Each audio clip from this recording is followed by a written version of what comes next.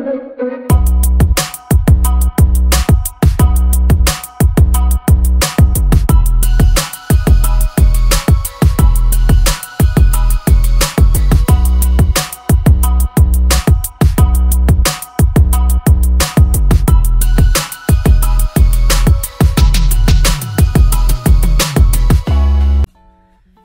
ayun po, ang magandang araw po sa inyong lahat, mga madam, mga sir, mga boss. So, welcome again po sa JLAT Vlog.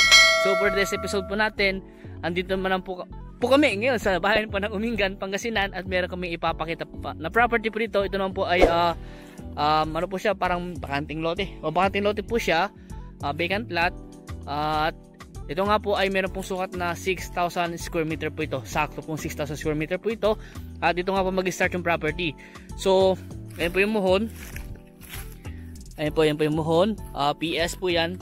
Yan po yung start ng property. Pero i-explain ko po sa inyo. Ito po kasi ay right of way po ito. Right of way papunta po sa barangay Cemented Road. Siguro mga 100 meters lang po ang layo po niya sa barangay Cemented Road. Ito pong right of way po na to ay naka-registered po ito, naka-indicate po sa plano po. No, sa kanilang planong sa lot plan, naka-indicate po ito na right of way. So, ito po, bali ang right of way na to ay ang lapad po niya 3 meters po yan, diretso po yan. At andyan lang po yung aming nabenta po na mga property dyan po, mga nabenta po namin yung mga yan. Tag 6,000 square meter po yung mga yan.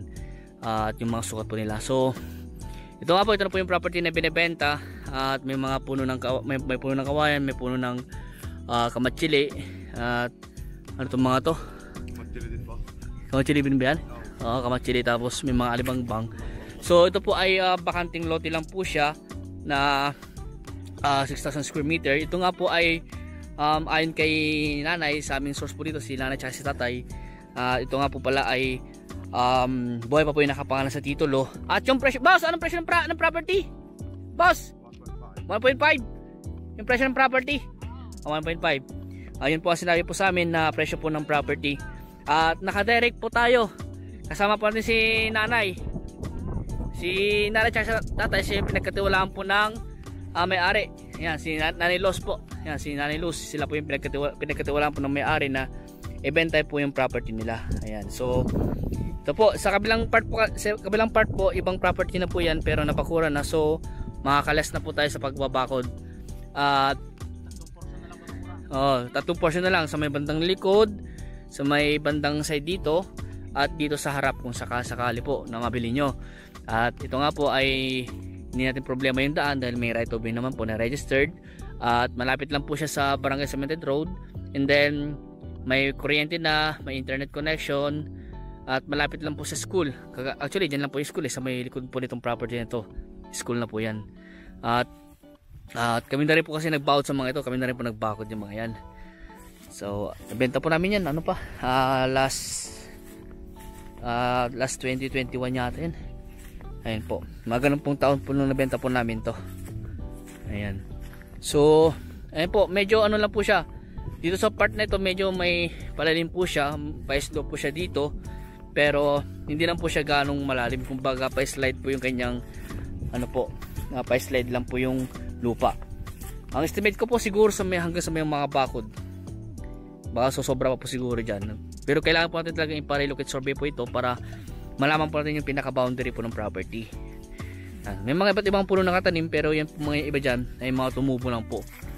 Pero halos karamihan tumubo lang itong mga to eh. No? Tumubo lang yan. Ang boundary siguro hanggang doon sa may mga bakod doon. Ayan. So 6,000 square meter po. Ito po ay kagandaan po nito, TCT na po ito, Torrens title na po siya. At sa 1.5 po na presyo. Kung gusto pa i-negotiate yung price, kausapin na natin yung mismong may-ari dahil at yung capital gain tax, tinanong nga namin kay nanay, sabi naman po niya, sagot po ng seller daw po yun, sagot po ng seller. So kung sakaling gusto yung puntan tong property po nito, sasamahan po namin kayo, mag-schedule lang po kayo para may pakita po namin sa inyo itong property na ito. At ano pa, at para makita nyo rin po yung mga dokumento. Sa akin po kasi wala po silang hawak ng dokumento, kaya upon viewing na lang po yung mga dokumento kung sakasakali po. Ayan, dito po meron ko yung mountain view. Kita-kita po dito yung Mount, ano yan? Mount Amorong. Yung school, dyan lang po yung school sa likod nyan. sa likod ng property na ito, yun po yung school, barangay hall, nandyan lang po. And then sa highway po, estimate ko siguro mga ano pa, yung highway mga sa 7 kilometers po siguro, tapos sa town proper po ng Umingan siguro mga 10 kilometers po. Then sa Tiplex exit siguro mga 20 to 30 minutes po driving, estimate lang po yun. Ayan, so hanggang dito po pala yung boundary nya. Siguro ang frontage po niya nasa, estimate ko na sa mga 50 meters. 50 meters, ayan. So andito po yung isang muhon, papakita ko po sa inyo. Ayan, asan na dito ulit?